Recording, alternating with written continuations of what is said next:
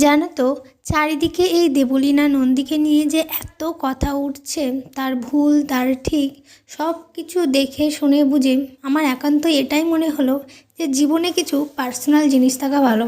সে তুমি যতই বড় কেউ হয়ে যাও, যতই বড় ব্লগার হয়ে যাও, যত যা কিছু হয়ে যাক, নিজের জীবনের কিছু প্রায়োরিটি রাখা অবশ্যই উচিত। সব কিছু এরকমভাবে সমাজ মাধ্যমে তুলে ধরাটা না উচিত নয়, বিশেষ করে যদি আমি যাকে নিয়ে তুলছি তার খুব একটা ইচ্ছে না থাকে। আমার এটাই মনে হয় এখনকার দিনে তো সবাই সবার নিজেরটাকেই গুরুত্ব দেয় বেশি। কে কী ভাবলো বা কে কী করলো, এখনকার দিনে বিশেষ করে যেসব মেয়েরা টাকা ইনকাম করতে শিখে গেছে তারা কিন্তু অতটা কিছু মনে করে না।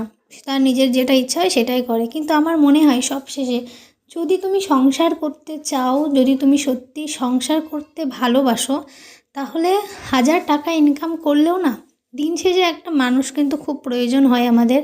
তার জন্য তার কথা ভেবে জীবনে কিছু প্রায়োরিটি রাখা উচিত। সেটা কিন্তু আমাদের সংসারেরই ভালো হয়। আমার কথাগুলো শুনে একটু ব্যাকডেটেড হলেও কথাগুলো কিন্তু সত্যিই মূল্যবান।